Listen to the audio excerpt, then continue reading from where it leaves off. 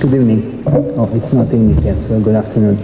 Let me just say a few words to introduce our guests. Today we have the team from the World Bank, Birgit Hansel, Alvaro Gonzalez, and Sergei Latov. They will be presenting the latest report on Russia that just came out in World Bank publications. And previously today there was another presentation in St. Petersburg at the Embassy of Finland. So I'm privileged to have the team like the second to host the second presentation in the city. And before I give the floor to the speakers, I just wanted to say a few words about their education, because for students it's very important to know how they can progress into the positions in the World Bank. So Birgit Hansel has a degree from Humboldt University in Berlin, and then she studied at London School of Economics, and then joined the Young Professionals program in 2005, the program that I told you about last week.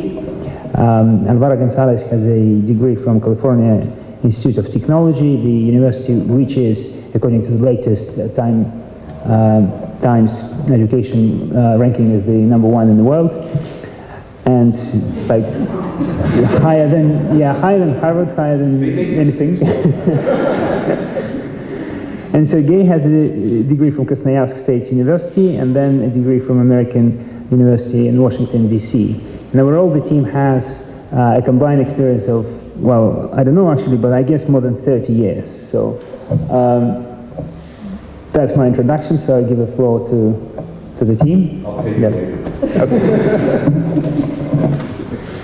I forgot to say that the presentation will last about 45 minutes, and then we have time for questions.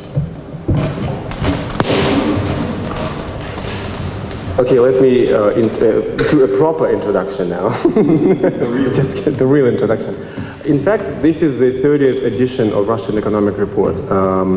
We started doing this in 2001, and I was actually participating in all of the reports. And this is the first report for Birgit. And this report is really quite different, because usually as a third part of our report, we will put a special topic which will sort of showcase the research of the World Bank, and usually it will not be related to macro picture. But this time we've decided, and Birgit, as a matter of fact, decided that we have to build these macro linkages in our report, and we invited Alvaro. And in fact, Alvaro is a very known already, especially some microeconomists for Russia, and he's done a lot of work already, and we are borrowing a lot from him, and we decided that we are going to include this in our report and steal his work and present that this is our work, in fact, and not his work. But his presentation will be more interesting to you, because it's a completely new approach to analysis of micro data. But Birgit will tell you a little bit about the macro framework, which we analyzed as well, and actually the picture is not really rosy for Russia right now, and we see a lot of problem for in medium term and short term problem for Russia.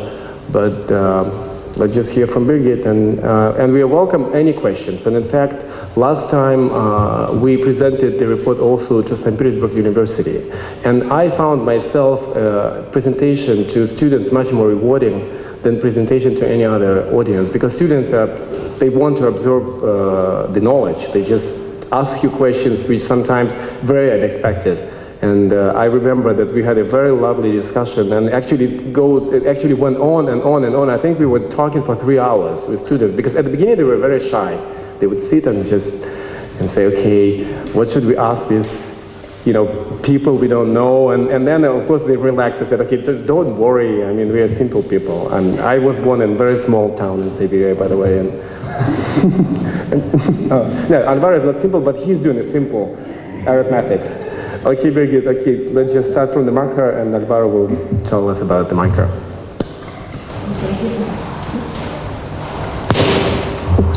Well, thank you for having us. It's a real pleasure to be here at the European University, and thank you for your kind introduction. I will not tell you how many years you should add from my side to our joint experience here in the panel. And thank you for Sergei for adding a bit more on how the report hangs together from our side. So basically what I will do first is I will give a short overview over the World Bank assessment of the recent economic developments for Russia, and then provide our outlook for the remainder of 2013 and for 2014, and also highlight a few risks we see for this outlook.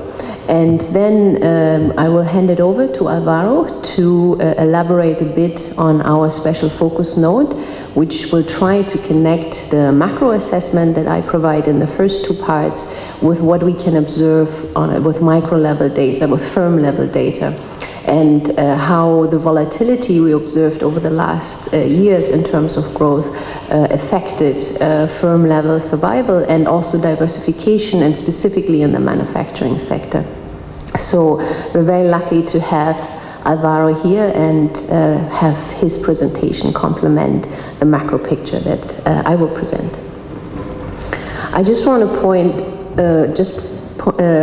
put up these main messages for the presentation, and I will just highlight a few now, and then while going through the presentation pick up on them here and there again. Well, as you know, until now 2013 was not an easy year for the Russian economy. We had much lower growth than projected in the first quarter and also in the second quarter. And this slowdown really came on account of lower demand. On the external side, we saw a slower global trade and also lower oil prices in the first half of 2013. On the domestic side, we see that demand was slower as investment basically collapsed in the first quarter of 2013. But we also saw a slowdown in consumption growth, and that's something very important that we looked a bit more deeper in the report. And seeing the lower growth pattern in the first quarter of this year, we already revised in May our growth projection for 2013 down. And when we saw quarter two data and the high frequency indicators for the first 2 months of quarter three, unfortunately we had to revise our growth projection down again. It seems to be that we are not the only ones in that game. So you know that, of course, government also revised their growth projection down, and for some reason we arrived at the same number, 1.8, although I strongly believe we don't use the same models. You also heard maybe that the International Monetary Fund also revised their growth projection down for 2013 and 14 for Russia about last week. So if you, as a good student, check out the webpage of the IMF and look at the recent Article 4 consultation document that went to their board, you see still the old numbers, but they decided after basically the consensus that they see from government side, but also us, that it would be more prudent to have a more careful outlook. So our number is 1.8 for 2013 and 3.1 for 2014. IMF is at 1.5 for this year and for next year at 3.0. So if you see the numbers for this year and look at what is expected next year, it looks like it's a relatively optimistic outlook we still have. So getting from 1.8 or 1.5% to 3.1 or 3.0 will be not an easy task, but we are overall quite optimistic that this will be possible because we do expect a recovery in external demand, that exports pick up while EU countries that are the main economic partners for Russia will come out of recession and increase demand. But we also expect on the domestic side that there will be a pickup in investments following the government's announcement of big infrastructure projects. And if they commence, we can see some impulse for growth from that. However, ultimately we believe that the pace of economic expansion will be limited by the observation that in our view the economy in Russia is growing at its potential. And I will elaborate on this concept a bit further. But ultimately what we observe is that we have high capacity utilization, we have low unemployment rates, and in that kind of setting, it's, in our view, very difficult to use the current growth model, which is basically based on stimulating demand, domestic demand, through investments and wage increases, that this is probably not enough to bring more growth to the Russian economy. And we believe the model has to evolve and include some structural reform which will enable the economy to get more growth potential. And these issues of structural reforms, and I will elaborate again a bit more later on this, are very important, of course, and are also reflected in our third part of the presentation, where Alvaro looked at the firm level data and how the macroeconomic growth pattern impacted the structure of the manufacturing sector and diversification in that sector. And here we've had some quite interesting findings that the structure of the manufacturing sector is different, and what we might see is that there is a vicious circle of concentration and volatility in the Russian economy, which is different from what we observe in other countries around the world, but also in neighboring countries. And what he also looks at is how firm level survival is impacted by the normal business cycle of ups and downs. And important findings here are that in the upside of the business cycle, which are called surges, and he will entertain you about that, the Russian manufacturing sector is not much different. However, we see dramatic differences in our view if we compare the firm level survival in the times of downturns, or what do you call them? Surges. The slumps, exactly. He calls them slumps. So, and they are very interesting and important findings that are then, of course, need to be translated into policy recommendation on how to allow firms to survive and also to gain a higher diversification in the manufacturing sectors. And here specifically, competition plays an important role, since our findings are that in sectors with high concentration, there are more issues for certain firms to survive. But I leave the more interesting punchlines to Alvaro to present to you. Okay. So if we go to the macro story that I'm telling you, then we see that Russia's growth, the blue line, is obviously on a downward trend since the second half of 2012, and nothing new, unfortunately, to report for the first half of 2013. What we see here is that in comparison to OECD countries and EU emerging countries, there is still higher growth, but unfortunately the trend direction is different. We see for the EU emerging countries and the OECD countries that they're coming out of their recession and are slowly inching up in growth, while this is not yet true for Russia. But what is probably more concerning for us is the increasing gap between the growth pattern for Russia and other emerging countries, which Russia really considers as their peer. Okay. If we look at the reasons for this slowdown, I already mentioned that it was really originating from a weaker demand externally and internally. And on the external side, you see on the left-hand side that global trade was quite subdued the first half year of 2012 and only picked up slightly the last 2 months. And on the right-hand side, you see oil prices and oil inventories, which is of high importance, of course, for Russia, as you know, since the bulk of exports is consisting of gas and oil. you see that after the oil prices peaked in February 2013 at around $108 per barrel, they came down to around $100 per barrel and stayed there for most of the first half year of 2013, and only picked up in August, September to $105 and $108 per barrel. On the slowdown in domestic demand, and we only have Q1 data for that yet, we see that the green part, which is gross fixed capital formation equaling investments, is basically, as I said already before, declining basically to zero in Q1.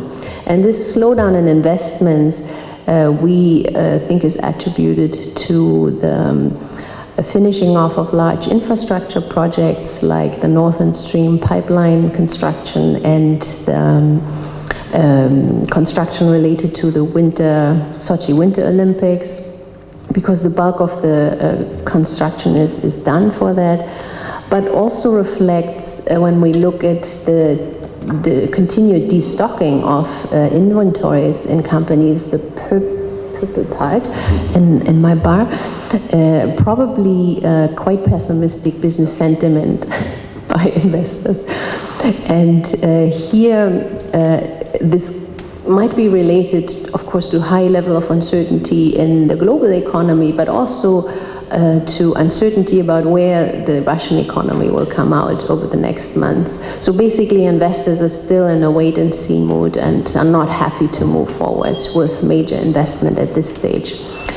If we look at consumption, the red part of the bar, we can also see that consumption growth decelerated over the last half year. And this is for us, interesting observation, not just the last half year, because this happens in an environment of high wage growth, high credit growth, and low unemployment.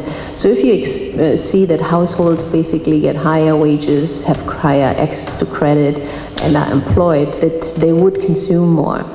And this was a very interesting finding, and we dug a bit deeper into that question, and I will present you a bit later with some findings we had in this regard.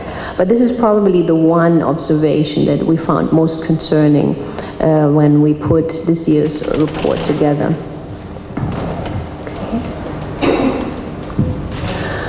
I just wanted to illustrate in this graph a bit how this slowdown that we observed over the last half year quite fast filtered through to the fiscal side and the budget. And here we see that on the top two red highlighted cells for revenues for the federal budget, here we see, of course, the impact of the lower oil prices compared to the year 2012, the first half year of 2012. So what we do is we compare the first half of 2013, H1 2013, and to H1 2012. So we see a quite dramatic difference in revenues due to the lower oil price over the first half of 2013. However, the budget planning for 2013 was done in a quite prudent way. It expected reduced expenditures, so we see that the actual budget execution also decreased from 20.9 to 19.1% of GDP, and the ultimate impact on the budget balance was not that high. It's just a slight decrease of the surplus. However, what we see on the consolidated budget, the pressure really increased here, the fiscal pressure. And this pressure comes from the subnational budget. And here we see also this quite dramatic decline in revenues from 13.5% to 11.8% of GDP. And what is behind that is mainly a reflection of the slowdown in production and manufacturing, and a reduction and to that related the reduction in corporate income tax revenues. for subnational governments. And this lower revenue is filtering through, of course, to the consolidated budget, where we also see a reduction of revenues. Unfortunately, what we saw in the federal budget, that lower expenditure compensate for lower revenues, is not so clear on the subnational and consolidated budget side. Here we see only a slight reduction in expenditure up to this time. And for the subnational budget, the fiscal surplus disappearing for the first half of 2013, and for the consolidated budget also decreasing dramatically. And when we look at other fiscal buffers, we see that they remain at pre-crisis levels.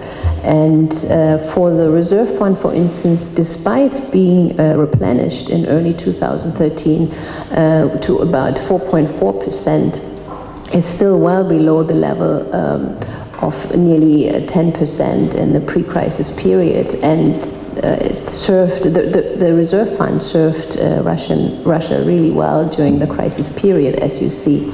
And if we look at the new medium-term fiscal framework of the government, from 2014 to 16, we don't see a plan to majorly increase this fiscal buffer. It should rise to about 4.4%. And if we look at the National Welfare Fund, we see an even dire picture. Here we don't expect to see a major increase, and rather a reduction to about 3.6%. So if we look at what happened during the first half year of 2013, and as Sergei said, it's not such a rosy picture.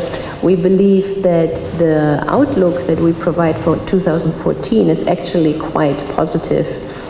Also, if you compare it to other countries in the world, the 3.1 is not a bad number. However, what we try to bring across as a main message this time is that it's not really so important to focus on the number. What is really important at this time for Russia, we believe, is to really think about what are future sources of growth and what are the risks to the growth prospect at this point in time.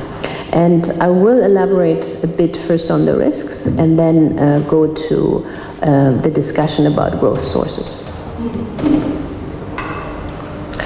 Well, as you're probably all aware of as students of economics, of, I don't know, actually finance, there was a considerable uproar in the markets recently, and this happened since May, when the chairman of the Federal Reserve Bank in the US announced the scaling back of the monetary stimulus.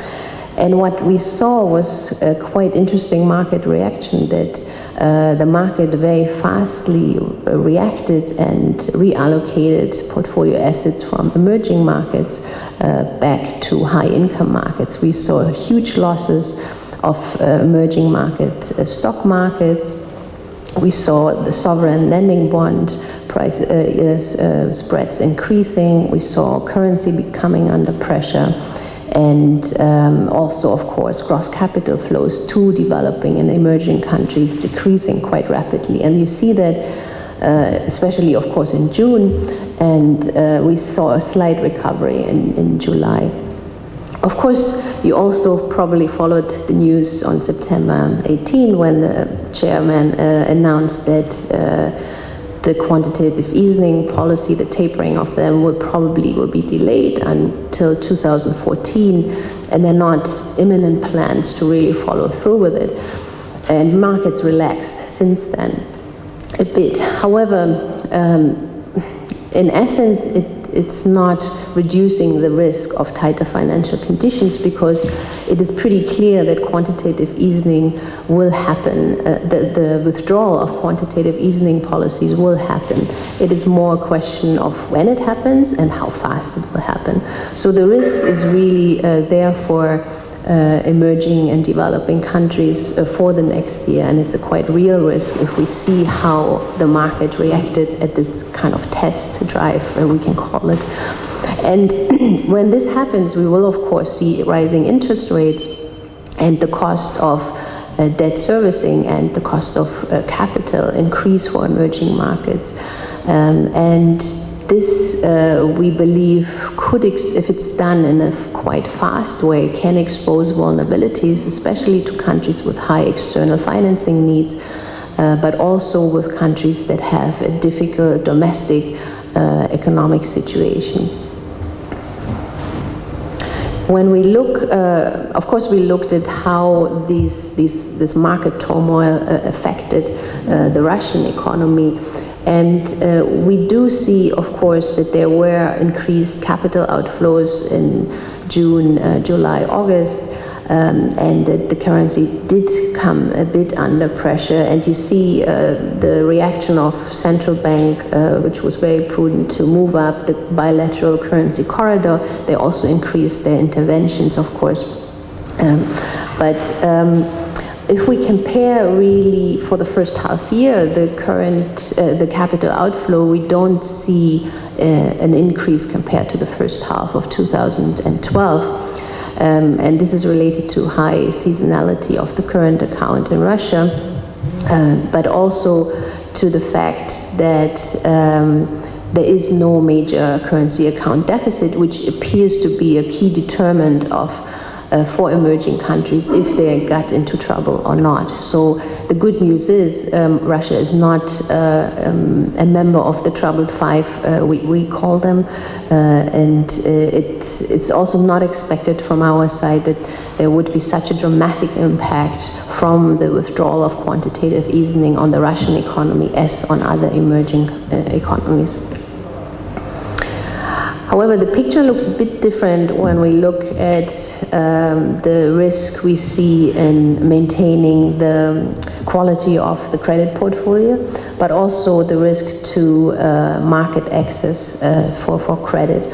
And if you see on the left side the credit growth levels, they're quite high still, and even though they are slowly coming down, we see for households still the red line that credit growth was still around 34% in July.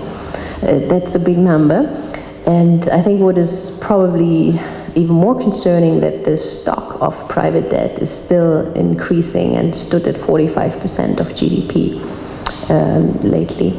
So we could expect that if we have a continued credit growth, that there is an increase in non-performing loans. And the right-hand picture shows you until now that the level of non-performing loans is still around 6% and didn't change much over the last half year.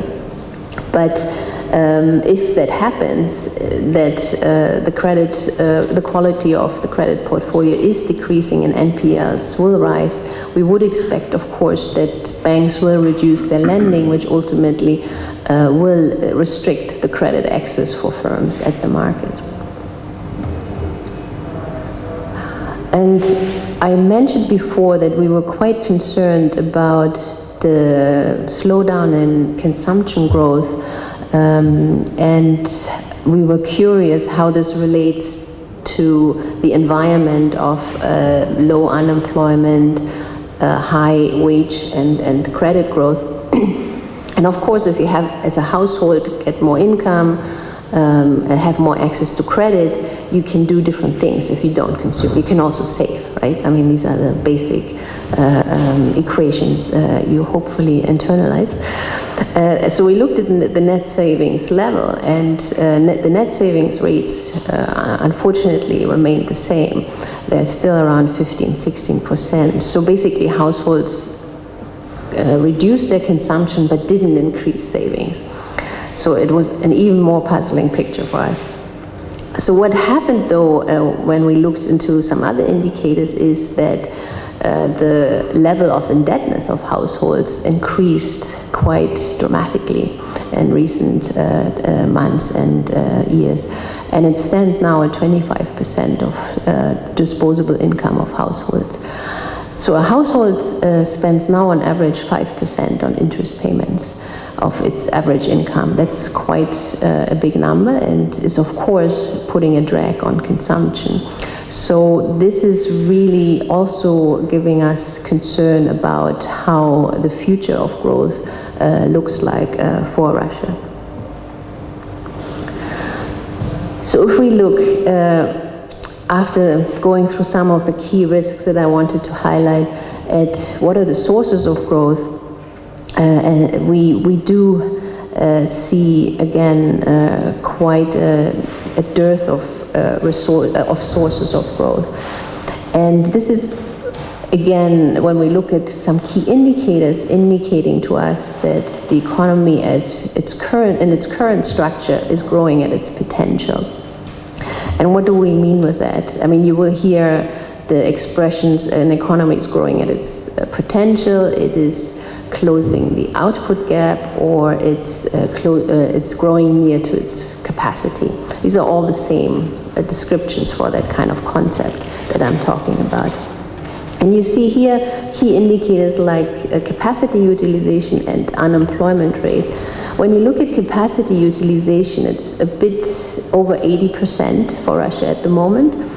And if you compare it to the level, it's comparably to the level in 2006 and 2007 when the economy was growing annually at 8%. And now we have the same indicators for 1.8% growth.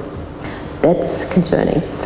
And the second indicator here that is very important is the unemployment rate, which is at record low. So if we look at the labor market tightness and the capacity utilization that is there in the economy, it's not easy to increase or decrease either of these. And that means there's not a lot of potential to quickly change the growth in this economy. And this is what we mean, the economy in its current structure is growing at its potential. And here it will be important for us, in our view, to expand the current model of growth stimulation that is basically based on stimulating domestic demand through public investments, through higher public wages, to something that also looks at structural issues in the economy.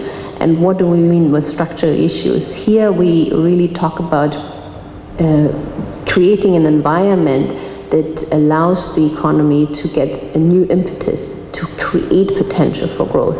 And this can happen in different ways. Obviously, we have low unemployment rates, so there is a limit on the labor market at the moment. But it might be, or is very likely, that there is inefficiency in the labor allocation at the moment. And if there is a limit on the productivity. So if there are measures like increasing human capital could be implemented, this could be one avenue to create growth potential. Other possibilities is to bring in new technologies and create more effective institutions for firms that could give an impetus to the economy to explore and realize productivity gains. So these are not easy solutions to implement, or not easy policies to implement.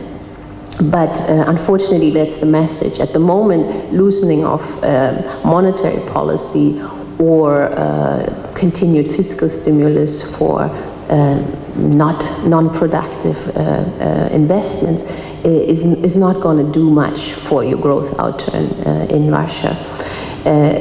What the concept also tells us of growing closing the output gap or growing at the potential is that if you reach if you close an output gap and you try to continue stimulating the economy through these kind of demand measures, you will get maybe in the short term slightly higher growth, but you will also get higher inflation.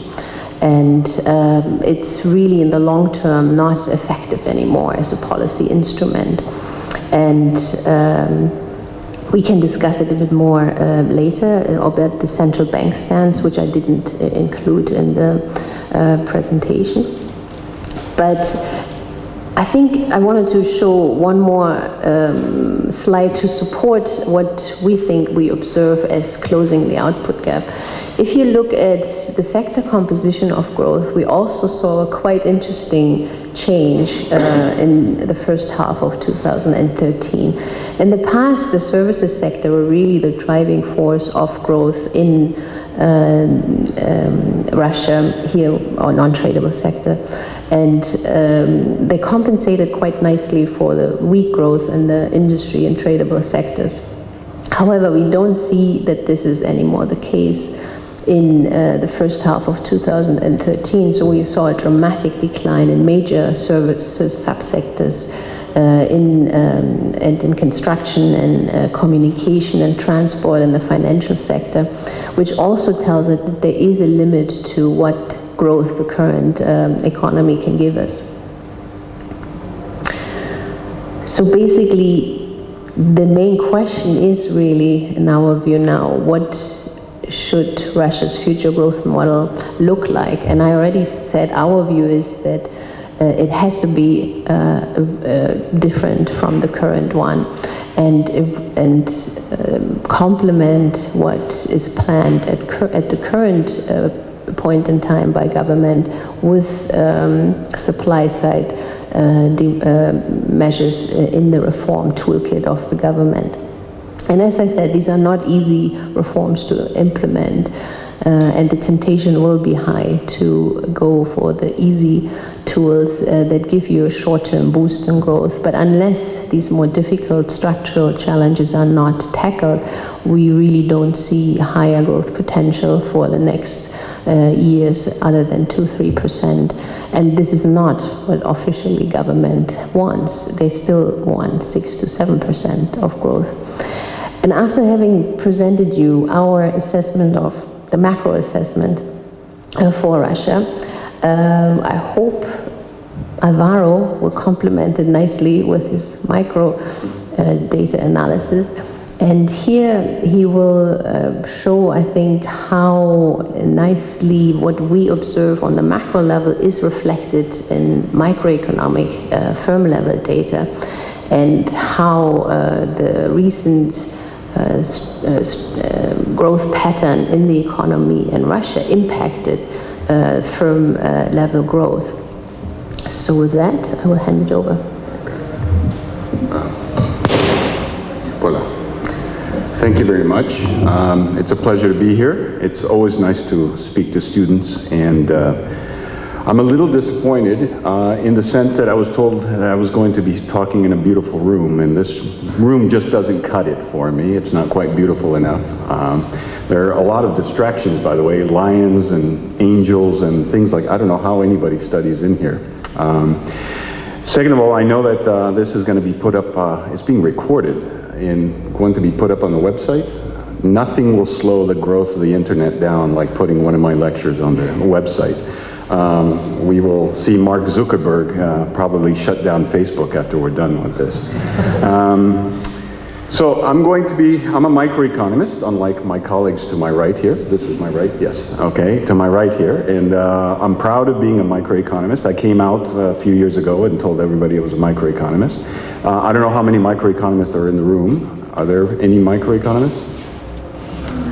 Okay, I'll speak very slowly then. I'll use the most simple terms so that you macro folks can understand what I'm talking about. So I'm going to be talking about volatility in Russia and what it may do to the manufacturing structure. By the way, one of these lectures will certainly make no one want to go into microeconomics. What it does to the manufacturing, may be doing to the manufacturing structure in Russia. And I'm going to be using a lot of fancy terms and really complicated graphs to make very simple points. And I do this so that you do not ask me questions, and really hard questions, because I think students do ask the harder questions. But I'm going to be structuring the argument in this way. First of all, you heard Brigitte talk a lot about the structure of the economy. The structure of the economy has reached a point where it needs to change, and so on and so forth. So there are many definitions of the structure of the economy. I'll be giving you some definitions of that structure of the economy, showing you that based on those definitions, the Russian manufacturing sector looks different than other parts of the world. And I'll use several ways to show that. And then what I'm going to pick on is one variable to try to explain the structural results that you will see. And the variable that I use is volatility. And you probably, I hope, know this paper by Land Pritchett called Divergence Big Time. I hope. If you don't, it's a great paper. It talks about the long-term performance of economies and their growth. And he basically shows that volatility is bad for long-term performance of economies, and that's basically the structure of the paper. I'm going to be giving you citations of papers throughout this, so maybe it'll interest you to look at this. So volatility, of course, has two parts. It has a surge part, the growth part, and it has the downward part, and we call it surges and slumps. And what we show is that in surges of the manufacturing output, Russia looks no different than other parts of the world. But what happens in the slumps part, it does look quite different. And going back to business cycle theory, you have to remember that there's this thing called an efficient business cycle. An efficient business cycle means that when you go into the down part, efficient firms stay in the market and inefficient firms are pushed out of the market. That's what an efficient business cycle is all about. So we ask the question, is the slump an efficient slump in Russia? Is it pushing out inefficient firms and keeping efficient firms in? And we answer that question with firm level data. So, first of all, let me give you one definition of the structure of the economy overall, export economy of Russia. And what you will see is not surprising to any of you that have been reading newspapers. Russia exports a lot of petroleum and gas, increasingly so in the last 10, 15 years. And it has leveled off a little bit, but it leveled off at a very high level. It's over 60% of the exports to the world are gas and petroleum. That's a high level of concentration. That's one definition of the structure of an economy.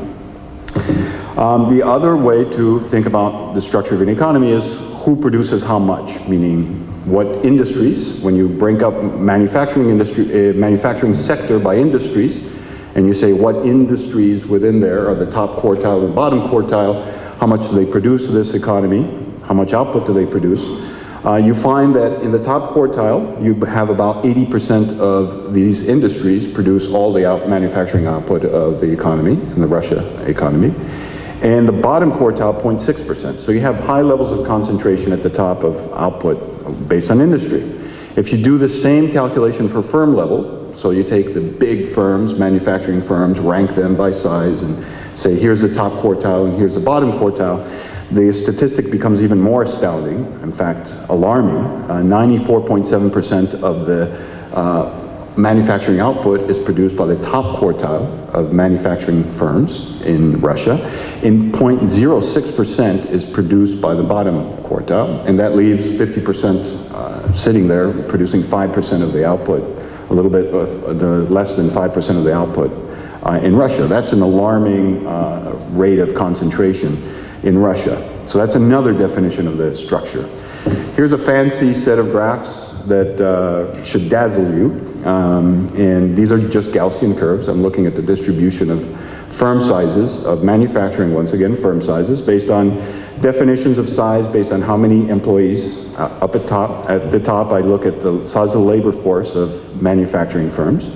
And at the bottom, I look at another definition of the size of a firm, which is how much they sell per year. And what you find when we are looking, ECA means, the acronym ECA there means Europe and Central Asia, so these are the countries that neighbor around Russia. What we find is that the average size of a manufacturing firm, either by the size of the labor force or by the sales revenue, is bigger in Russia than other parts of the world. And that looks to be significant in some of the comparisons. So we compare Russia with the rest of the world and we compare Russia with its neighbors. Once again, these are manufacturing firms. This is an idea that came out by Say and Clenow in a paper in 2009, a Quarterly Journal of Economics, which basically looked at worldwide at the dynamic path of growth in countries, and they did something very simple. They said, well, if a firm stays in the market and grows older, it should grow bigger. So there should be positive correlation between the age of a firm and the size of a firm. Once again, size is based on definitions of how many people do they employ, a firm employs, and how much does it sell per year. And just to confuse you a little bit, instead of doing labor at top and sales at the bottom, like we did in the previous graph, this time we have labor to your, well, whatever. My left and revenue to your right and my left, which is the same thing I just said. So this is what Caltech gets you, huh? The #1 education in the world. I can't tell right or left. Anyway, this is, see what I'm telling you. So what you see, interestingly enough, in this graph, and this is a linear prediction, the gray is the 95% confidence interval. My confidence as this lecture goes is dropping, by the way. So the 95% confidence level interval tells you that there's a peel-off between the growth rates in firm size in Russia and the rest of the world, and also with respect to the countries around Russia. What that means is that when Russian firms get around, manufacturing firms get around 5-6 years old, their growth path seems to level off. They don't seem to be growing as much as other firms in other parts of the world. And that's an interesting definition of the structure of the economy, the growth path, the dynamic aspects of the structure of the economy. So remember, let's go back to what I said. I give you now 4 definitions of the structure of the manufacturing economy. I give you the definition of what they export. I give you the definition of concentration of output. I give you the definition of the average size of firms, and then I give you a dynamic definition on the growth path of firms. And I showed you that in every one of these definitions, Russia looks quite different from other parts of the world.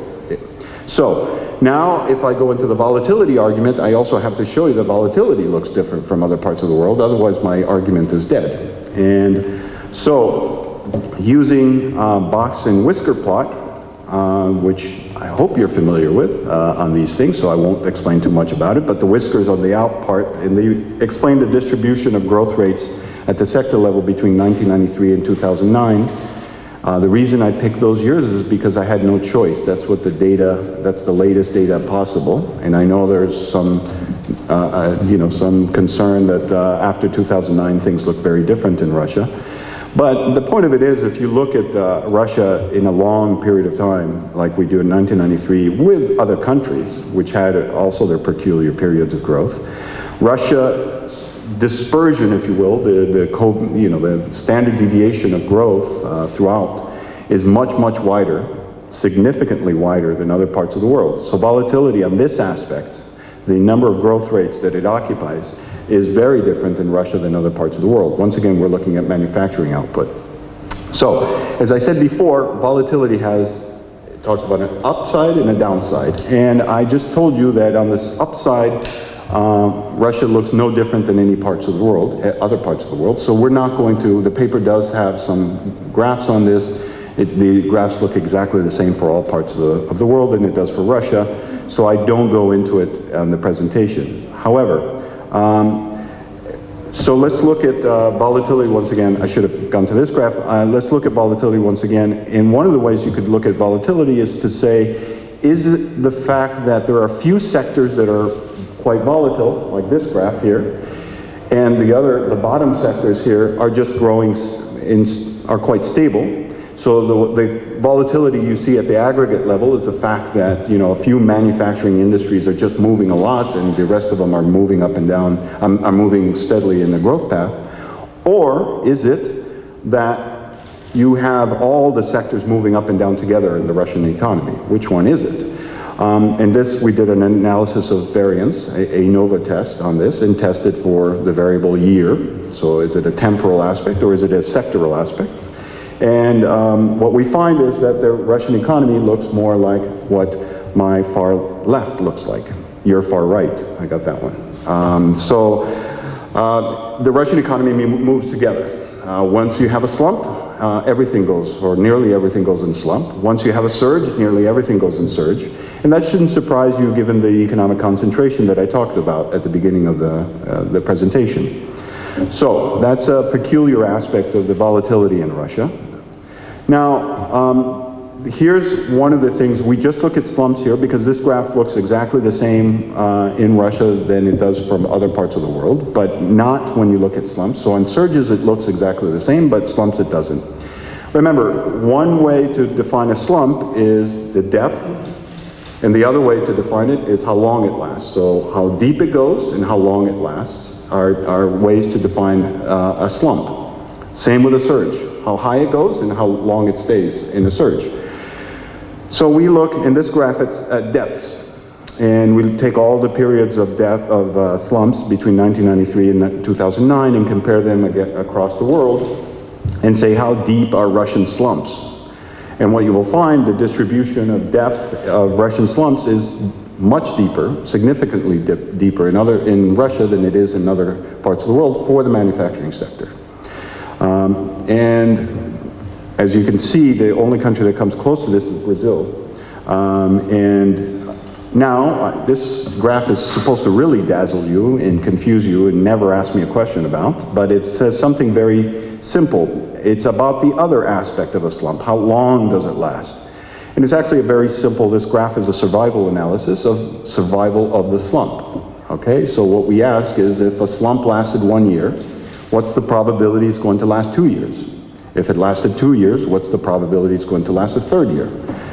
And now all you have to notice is that for Russia, these probabilities are always higher than the comparator countries. That means the probability of it lasting, a slump lasting, is always higher, or nearly always higher, until you get to the 6th year or so, in Russia than it is in other parts of the world. And that gray area that you see around there is a 95% confidence interval. So these are statistically significant differences in the probability of a slump lasting in Russia longer.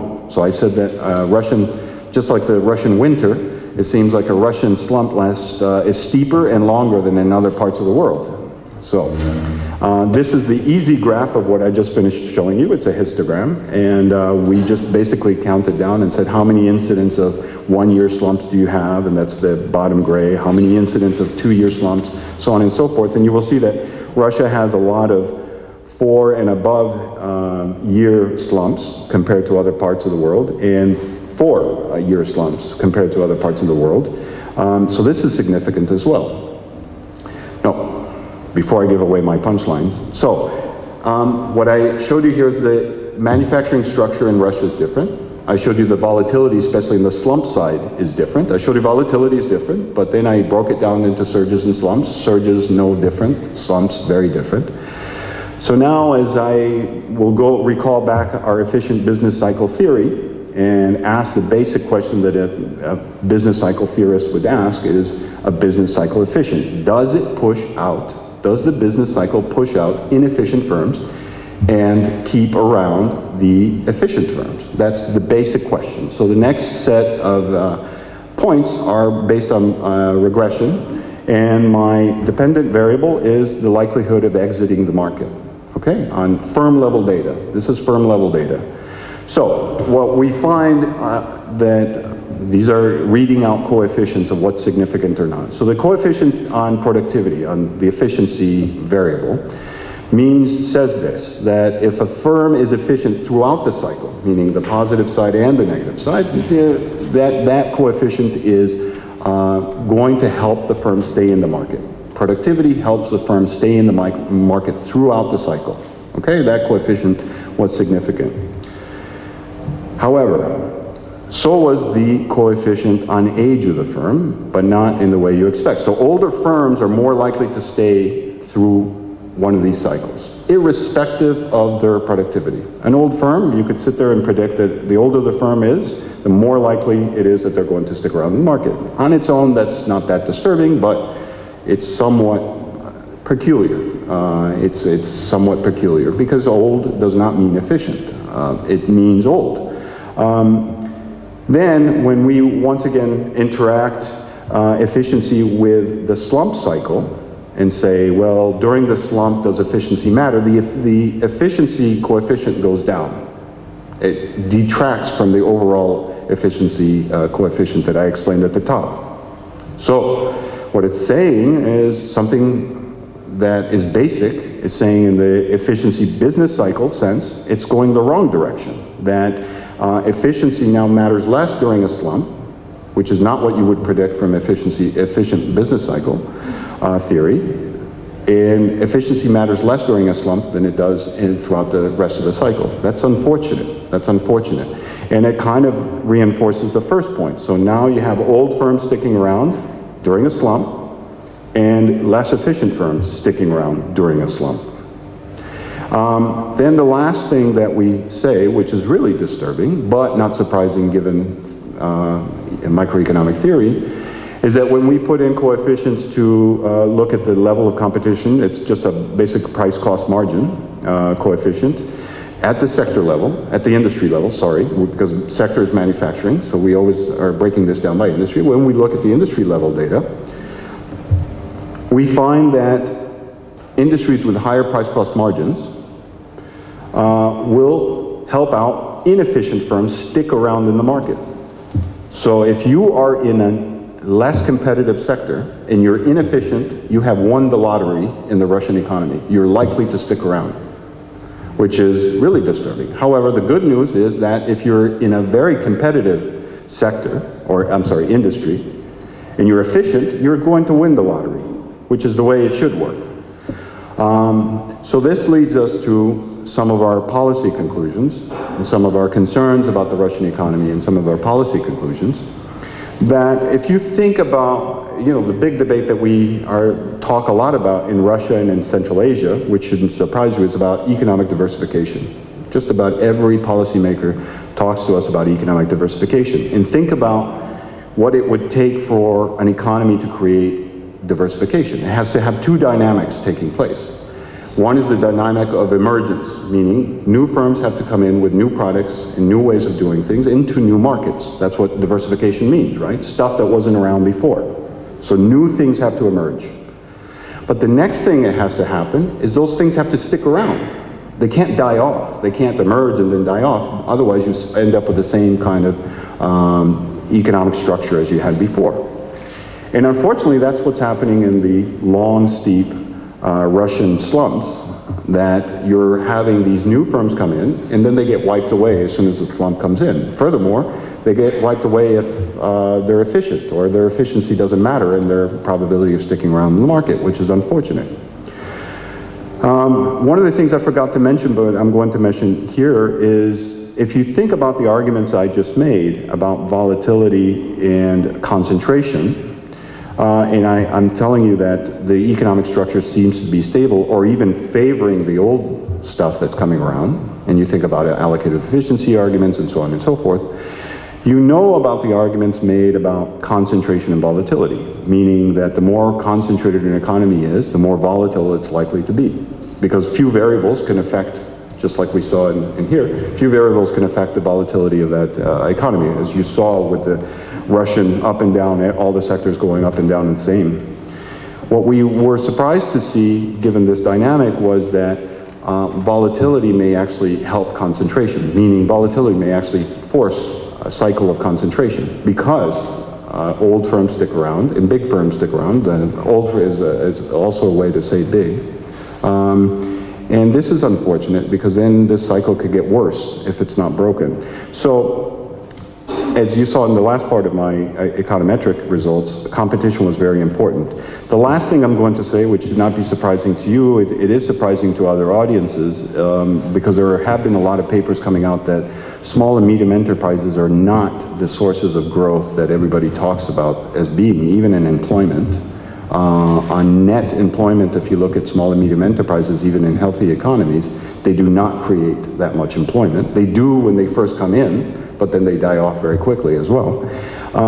There may be a misallocation of resources, of programs and efforts to just promote small and medium enterprises, which sounds great, but what they really should be doing, as I showed with the econometric results, is they should be looking at young enterprises, not small enterprises. Yes, young generally means small, but what you want to do in the sustainability arguments is help out young enterprises, not necessarily small and medium enterprises. And with that, I'm sure you're going to run to your macroeconomic books and throw away and burn your micro books, and we're done. Or the other way around. I doubt it. Oops, I think before we open it for discussion, I just wanted to make one more point to clarify or illustrate a bit again how these two presentations hang together. So when you saw our argumentation that we think that there needs to be a new impetus to the economy to create growth potential, and then, which is in our view shown very nicely with some powerful indicators, and then look at what Alvaro's presentation showed you, which basically says in Russia what you can see is new innovative firms come in, but then when there is a shock or some kind of crisis, they are wiped out. So what you have in the end is you have a structure in your economy that is before a crisis exactly the same, like afterwards. So you have no new incomers, you have no innovation coming in, no difference, no potential for growth created. And this is exactly what we mean, what needs to be done to change this environment where firms that are new and innovative can survive. And I mentioned a few ways how this could be done. And we can have a discussion about what you think should be done, because we, of course, give these kind of lectures and ideas to all kinds of countries and have our views settled. But perhaps there's something that you see which is really making a difference or would make a difference for the Russian economy. Okay, thank you.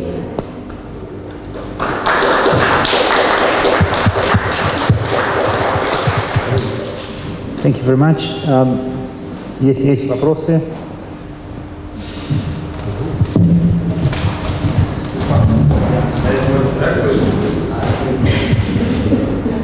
Well, thank you for this great presentation. It's very informative. Actually, I have visited the same presentation the year ago at the State University of St. Petersburg, so I remember that discussion for 3 hours. That was nice.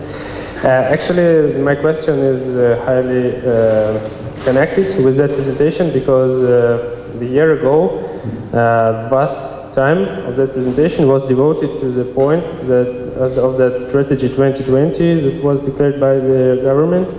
And one of the reasons was that they are going to promote the competitiveness and all the other stuff to promote more effective labor participation.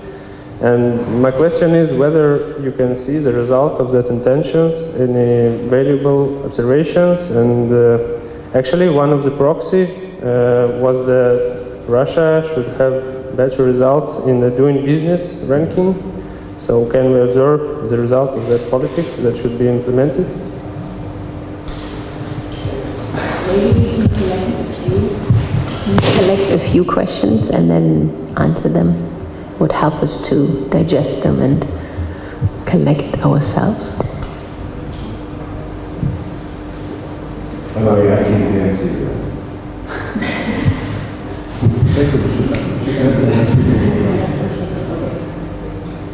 I'll just, while students are thinking, introduce something. One thing, it's not a question, I mean, it's kind of a question, but I was surprised that the World Bank guys speaking about growth, not about poverty or like educated poverty, something like that. But I kind of missed when it happened, actually, because I always thought there was this kind of separation of focus between IMF and the World Bank. But it's a kind of comment. Well, I mean, now I'm coming to a comment rather than a question. But it's interesting to see what you said about how firms react to the slumps and if they rebound in basically rebounds. Because I was doing some work, similar work on growth in the 90s, and like comparing how Russian firms were responding to, well, basically a transition period compared to what was happening in Eastern Europe. And literally, well, 20 years ago, the problem was still the same.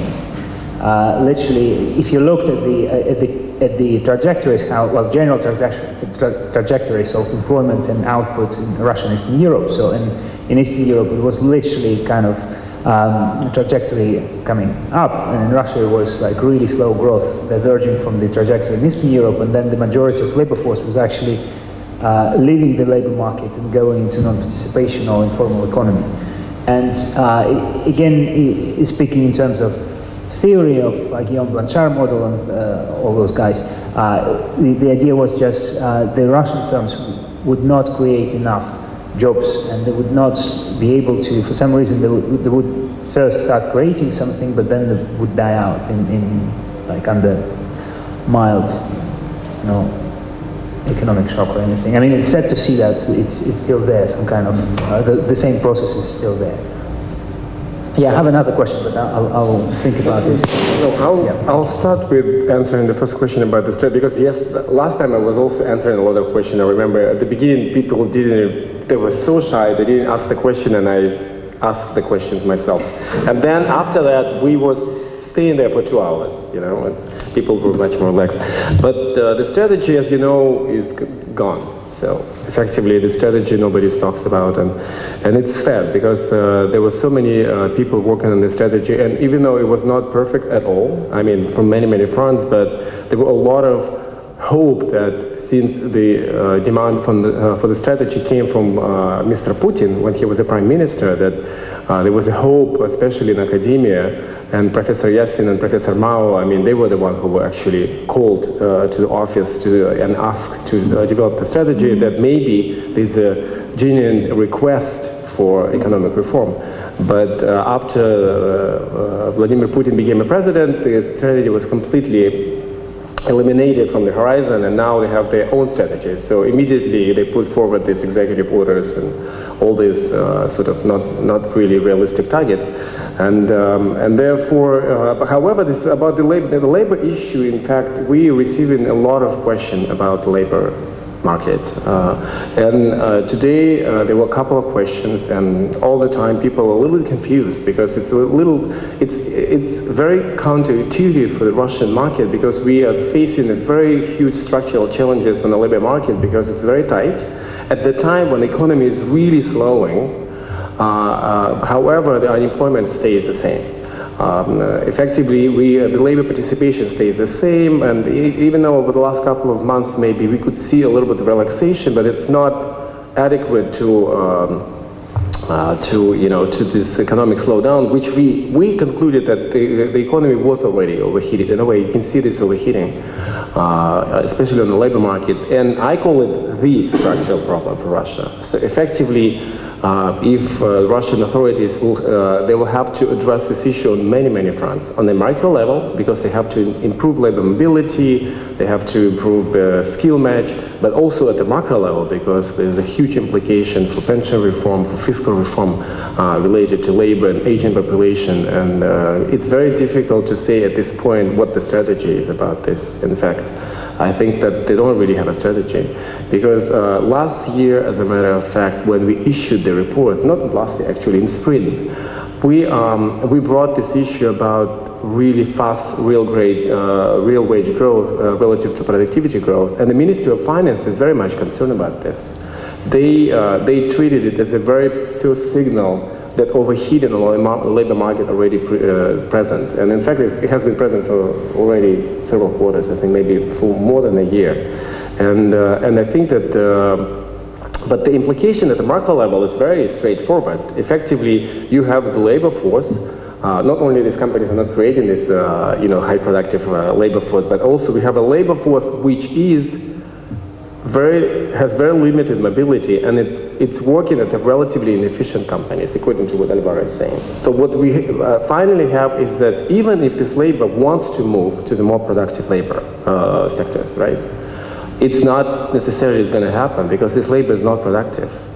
And there's a huge mismatch of skills in the Russian economy.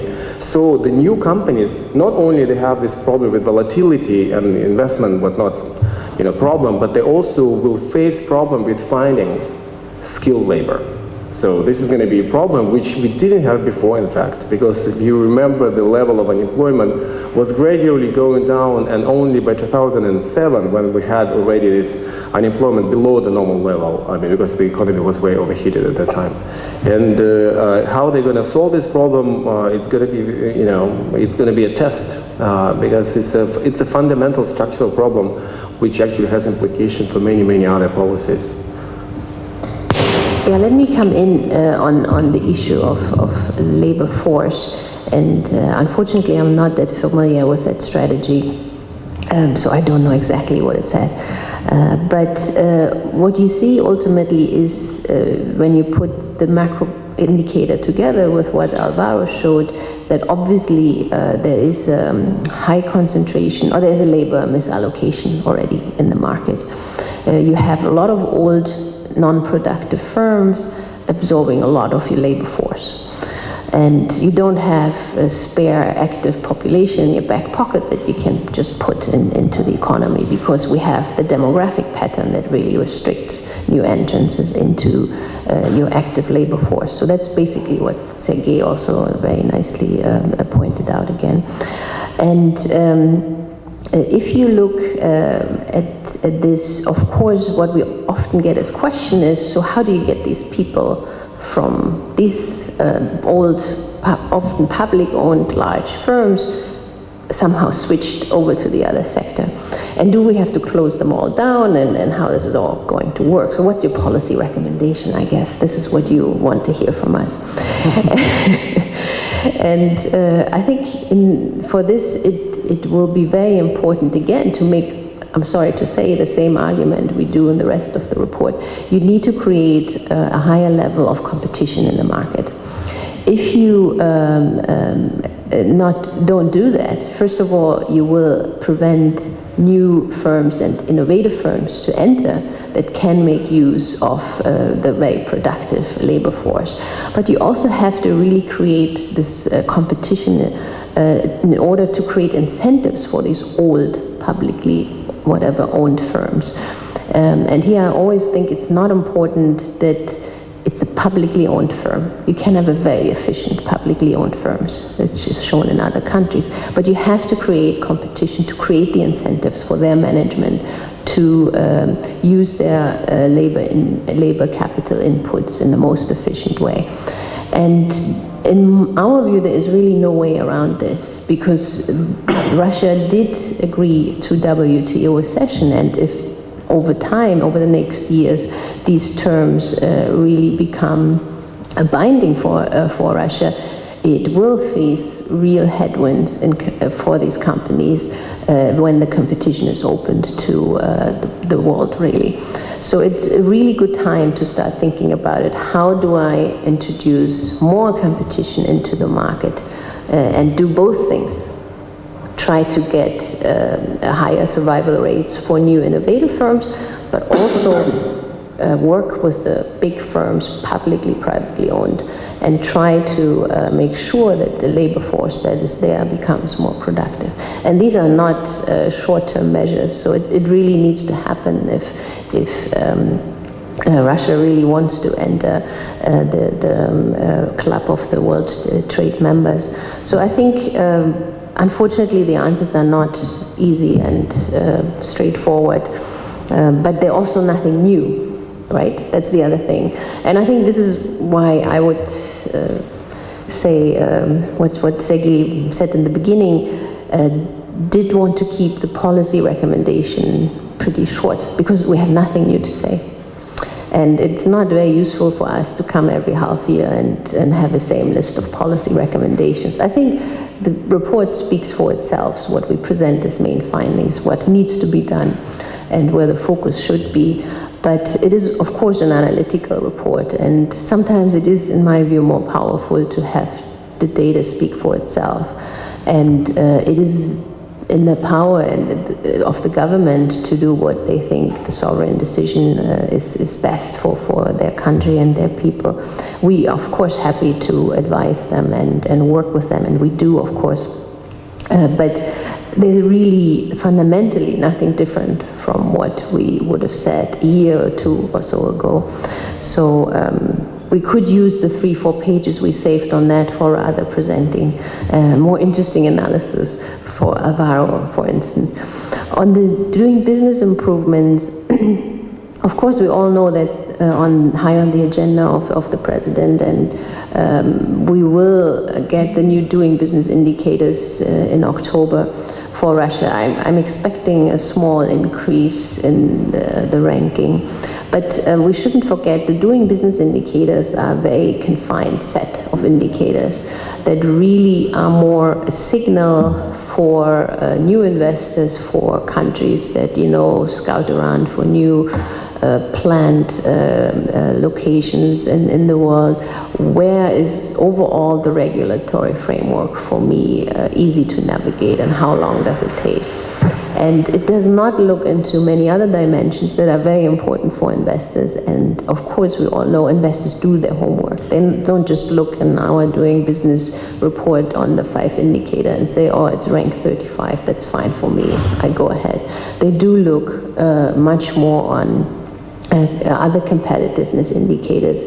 And you, of course, are probably familiar with the global competitiveness indicators of the Global Forum, to which we also contribute, of course. And here you have, for instance, a much wider spectrum of indicators for competitiveness that are also closely observed. And here you see, especially on the indicator for competition, Russia ranked extremely low. On the efficiency of institutions, it's ranked extremely low in the hundreds. I think for competition it's place 118, if I remember correctly. For inefficiency of institutions, it's ranking very low. For penetration of technology and use of new innovative methods. So I think there's a lot of homework to do that is clearly reflected in indicators that are not necessarily the doing business indicators. Okay, I think I answered all questions. I wanted to add about the poverty, because we think about poverty. In fact, we have in our employment section in the report we talk about this issue, and in fact, the main message there is that because of the relatively high base effect, right? Russia was very successfully reduced poverty to now about 11%, according to this national definition of poverty line. But what we say is that further reduction of poverty will require much more effort. So effectively, we will see that the depth of the poverty which exists in poverty is relatively high. The World Bank plans to do a more broad poverty assessment, because in Russia, poverty is not only about average, of course, number. It's mostly about regional poverty, because we have regions in Russia with a very high share of poor population. And that's why the World Bank now has changed the strategy. So we go to the region, we try to figure out which regions need help for development, where we can basically eradicate poverty, where the poverty is very high. Northern Caucasus, I mean, some very ethnic republics, for example, the Republic of Tver, Buryatia, this, most probably you know, they have a very high level of poverty. And, you know, there's a lot of done, I think, and this strategy still exists, even though the new strategy of the World Bank also will be directed to shared prosperity. And in fact, according to the World Bank criteria, Russia is now a high-income country, which means, you know, essentially that Russia should graduate from the World Bank soon. However, because of the, you know, a lot of regional importance of Russia for other Central Asia and other neighboring countries, as well as geopolitical importance, most probably the World Bank is not going to leave Russia. We don't know that, of course, but you know, effectively, the Russia is not qualified any longer for any help from the World Bank, according to the formal criteria. But regions do. So that's why we're trying to come up with the instruments where we can give loans directly to the regions. And right now, we don't have this instrument yet, according to the chart of the World Bank, but most probably we will have to do this, because Russian regions, some of the regions are really poor, and it will be very useful for the World Bank to help regions rather than to federal government. And on your, you know, your point about this, you know, it's sad to see that we have this, you know, the findings that Alvaro, you know, presented. The question is, if for example, Alvaro did this just using the set for 90s, right? Or then using, for example, a set of data, I don't know how statistically significant will be finance, but the set of data, let's say during this very booming period of 2000s, right? And then to see, because we will talk about this, because I need to see what happened with in dynamics, with concentration, with all this stuff. My personal intuition tells me, most probably we'll try to find out if the data support my hypothesis, is that not only what Birgit said, that Russia after the crisis comes out with the same structure. The Russia after the crisis comes out with a worse structure. So after the crisis, we come out with higher concentration and less competition. And this is what worries me. Because the underlying economic model of, maybe this is where we can give a twist next time and say, see, it's not only, the same concentration, it's even a worse concentration, which will actually shows that your vulnerability, your volatility of growth rates expected might be even higher. And so basically there was this sort of the vicious circle was reinforcing itself. And of course it was because of the resource course, most probably, because when you have resources to support the structure of the economy, of course they were doing this. And they're doing this now, I mean, especially now. And this is what worries us, is that at the time when you need to come, Birgit mentioned that we quite a favorable environment right now. High oil prices, labor market, look at the labor market, issues and stuff. And so we need to do reforms. And this is the time to do it. But some people here, I mean, we presented to many people. Many people now much less optimistic about the incentives within the government to push forward these reforms.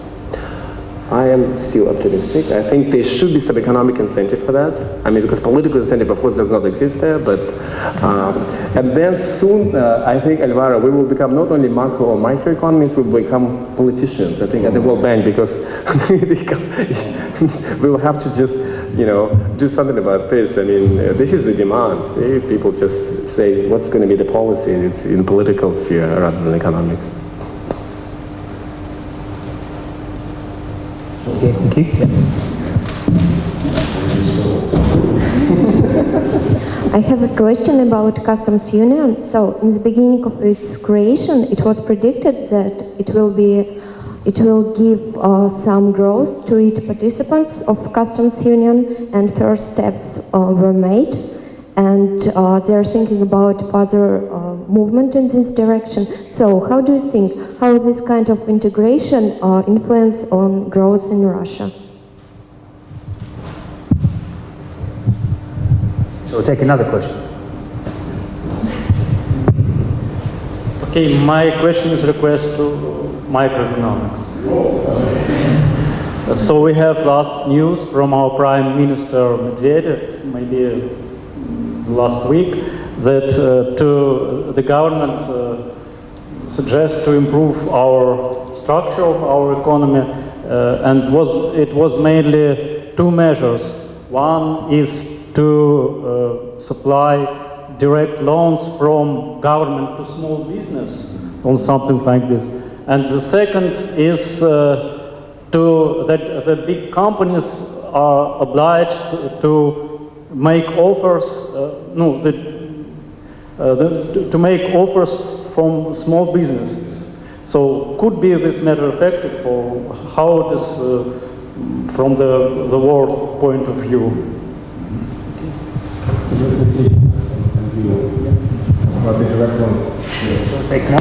So the custom union is still a quite controversial issue, because as you know right now, after Russia actually joined the WTO, now they have not harmonized these procedures and policies, right?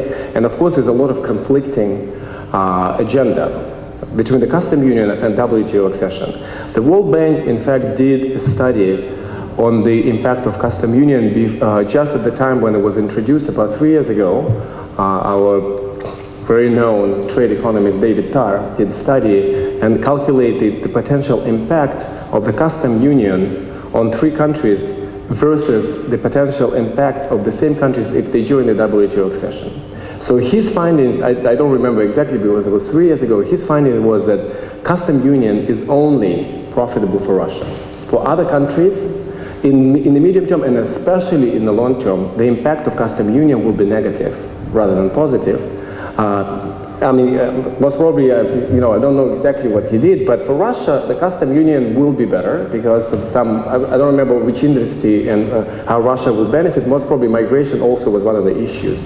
But right now, this, the custom union is becoming an instrument for geopolitical, in the wars, trade wars, right, as you know. And there's a lot of conflict about this because effectively we believe for some reason in Russia that keeping this custom union is a direct threat to, to our trade with the rest of the world, which I don't understand why.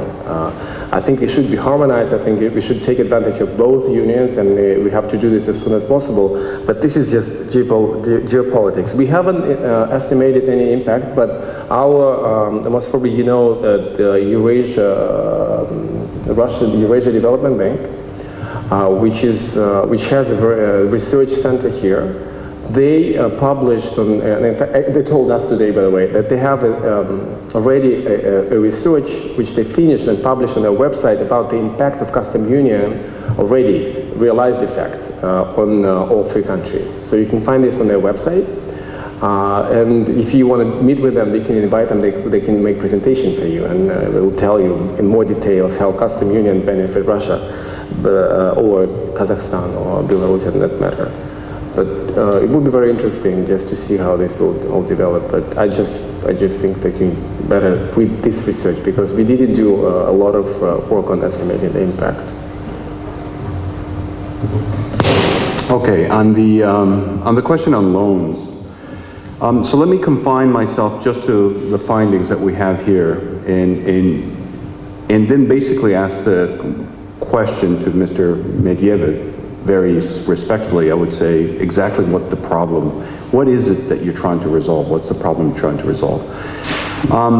So think about the channels. So you talked about financial intervention, loans, that's the capital market. Think about the channel of how we talked about this vicious cycle of concentration, volatility, concentration, volatility. Think about the financial channel. So I'm a bank, and I've survived several of these volatile cycles throughout Russian modern economic history, right?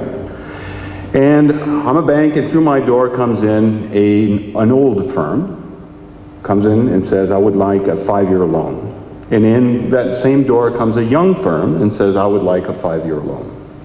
Now, if I'm using rational expectations and using what I've seen in the past to predict the future, I say to myself, well, who's likely to be able to, who's going to last? Who's going to be able to survive one of these cycles that surely is going to come, that the Russian economy seems to have every once in a while? And you're going to say it's the old firm, right? So generally the larger firm, the older firm, you're going to say, you know what, I'm going to give you a loan because the likelihood of your default is going to be lower than the young firm, irrespective of their level of productivity, which is what most banks, we think of, efficient capital market theory. We think, okay, the efficient firm that comes in with a great idea has tremendous rate of return, that's the one that I'm going to give it to. Well, I just showed you, the data shows you, that that's not going to happen because the allocative efficiency cycles seem to weed out the efficient firms during the slump. So I'm going to give it to the big firm. So Mr. Medvedev sees these statistics from the other angle. He says, look, banks are not lending to small firms. So he has, in one sense, really defined a problem that's true. You can't deny it. But has he really solved the problem? No. Because what do you have from a firm, that 35-year-old small firm that in the manufacturing sector, are they really productive? Are they really a 35-year-old firm that continuously hires 5 people for 35 years? Is that really a productive firm? Is that the kind of firm that you want to have a policy intervention on? I would argue that's not the case. What you should do is try to argue, is to sit there and put money into innovative firms, into new firms that are coming in. Not so easy to do. It's hard to tell as the firms are coming through the door without a lot of information who's going to be efficient or not. So that's probably not going to be the instrument that's going to work. Now, The only argument I would say, I doubt that they're creating tremendous distortions in the economy by providing these loans. I'm not making a distortion argument. I am making an opportunity cost argument. There are other firms out there that could receive these loans that may want them, and in order to break this cycle of the banks only want to give to firms that are going to stick around, and they've seen from the past that it's only going to be the big firms. If you want to break that cycle and temporarily give these loans out, then you can do that. But if there's one thing as a young economist you want to take out of this, and this is something that Birgit, I heard her today say this, she says it all the time, and that's how I know she's a good economist. And believe me, I know this is going to sound really simple, but you know what the biggest mistake most economists do in the World Bank is they don't ask what the problem is. We go straight to the instrument. We say, oh, we need to subsidize loans to small and medium firms. What exactly is the problem you're trying to solve?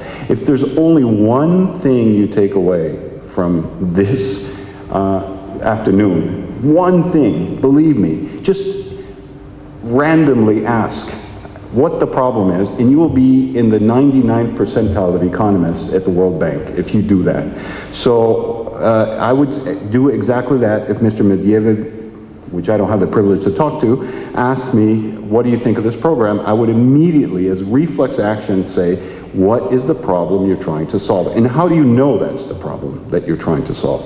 And I would argue that they're not solving the right problem. The volatility problem is going to be the big one. But Alvaro, this is exactly the point about the policy in Russia, because they see the problem today, the short-term problem, right, and they solve it. And because the life of the politicians in Russia is very short and unpredictable.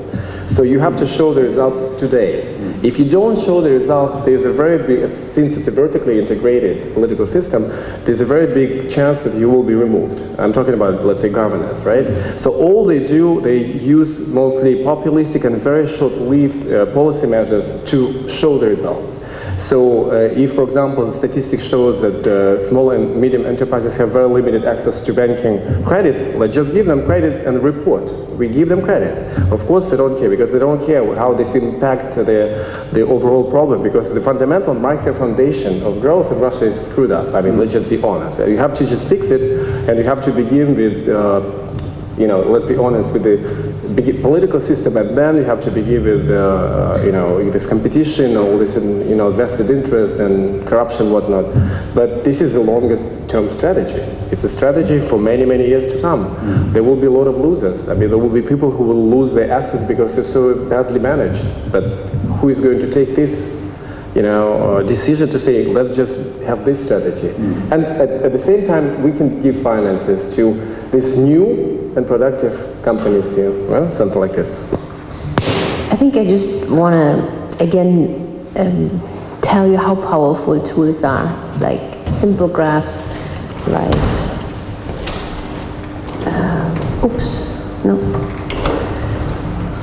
like this on the left.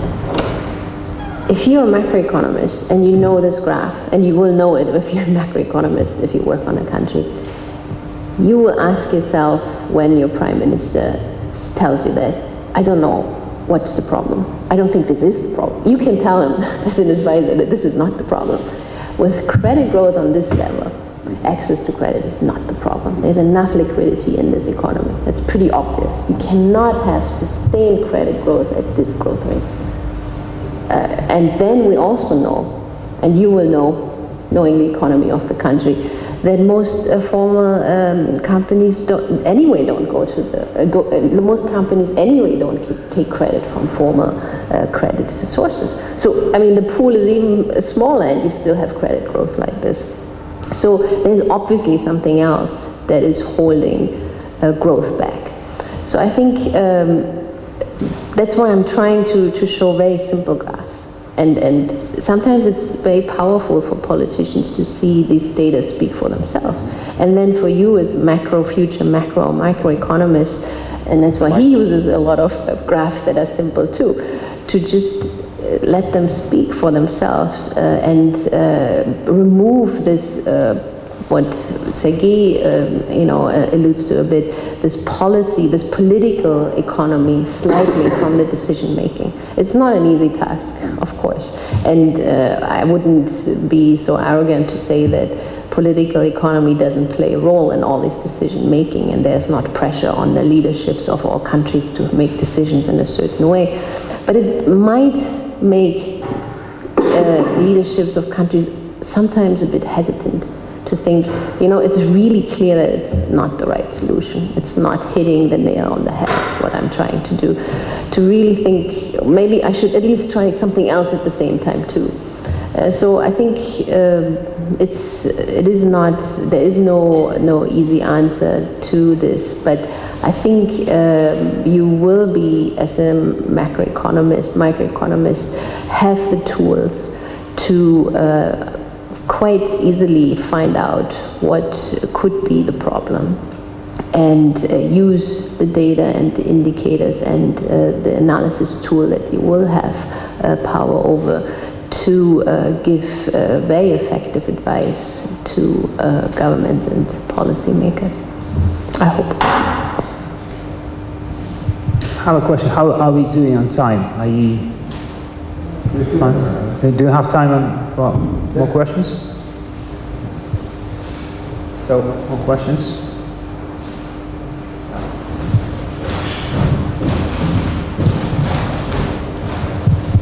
Yes, and thank you for a good talk. And I would like to ask a question.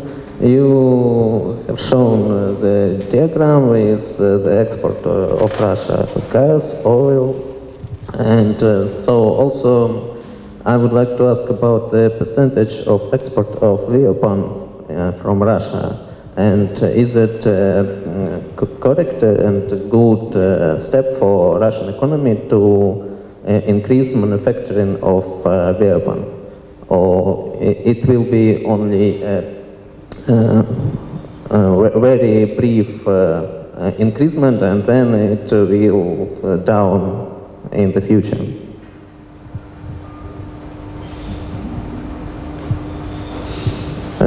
Do I say correctly? Let me try to see if I got it. So you would like to ask if if we would like to see an increase in manufacturing output, and if this would be a sustained increase. Is that correct? No. Sorry. Yeah, it's correct. So, for example, as far as I see in Russia, so the government tries to invest government's money into manufacturing, and so probably it increasing manufacturing of weapons, and so and not technology or innovative economics, and so probably I think that the export of weapons will be increasing in some time, and will it save and will it save Russia economics, or it's completely wrong way for Russia?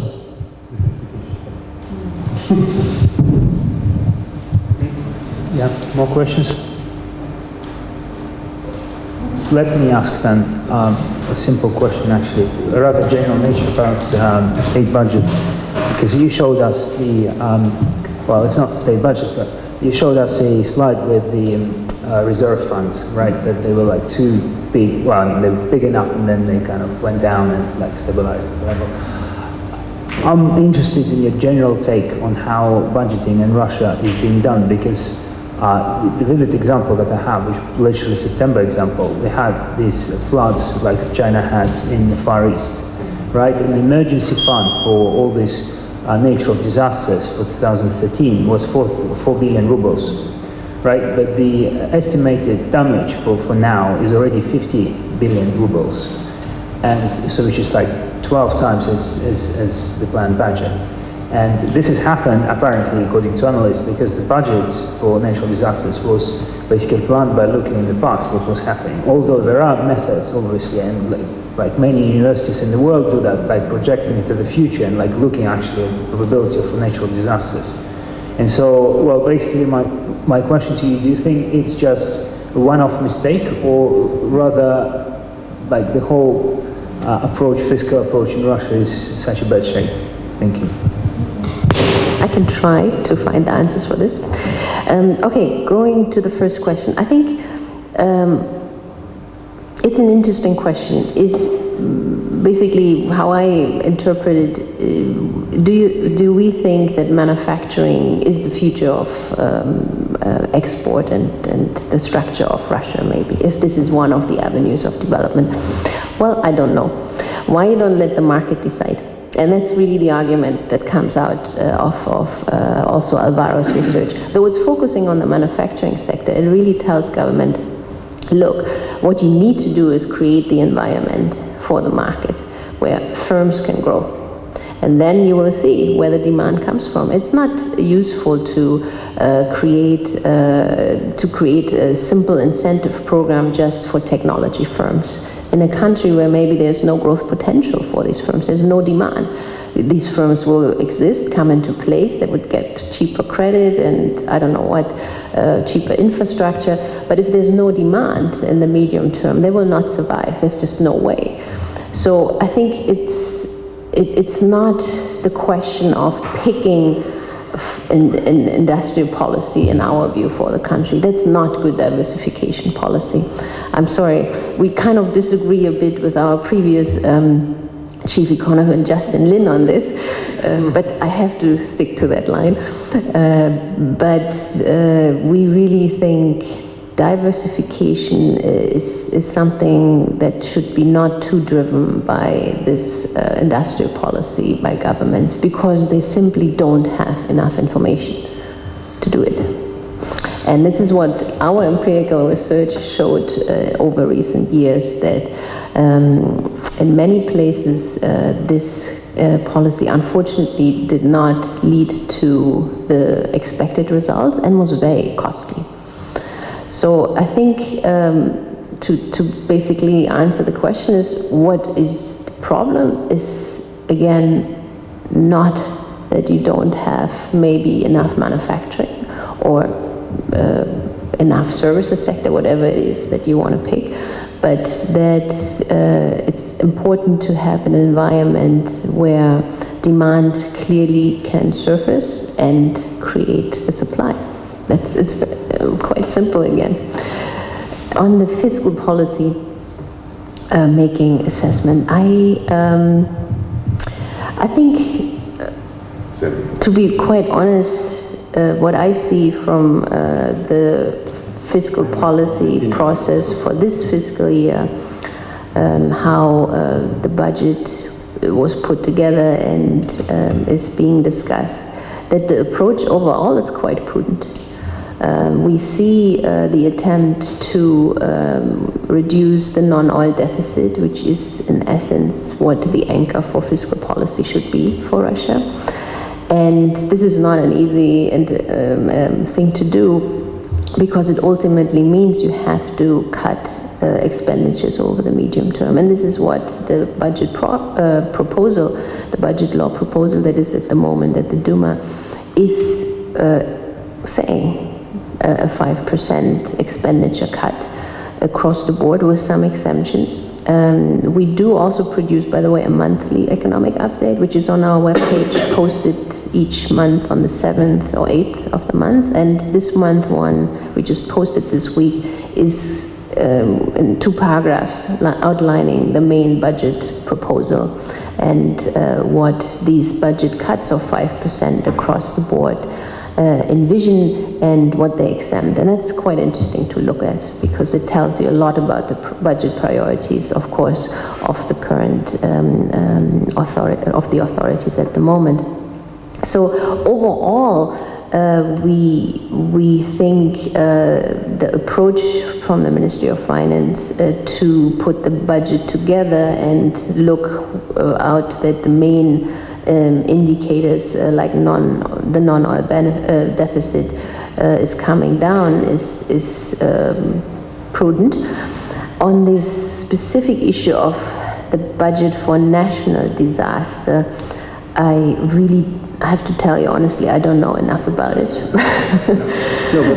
It's a good example, actually. But you know, in that regard, of course, as you say, fiscal buffers become very important, because you know this is what your insurance policy basically is: the room for maneuver, the discretionary policies that you will maybe need to introduce over the period of a year. And in that regard, of course, you know our view. We think it's good that the country will remain the fiscal buffers, but if we see how much of fiscal buffers was used during the crisis time, it might be not enough. And of course, this is an interesting debate, internal debate in government, if what the level of the reserve and then welfare fund should be.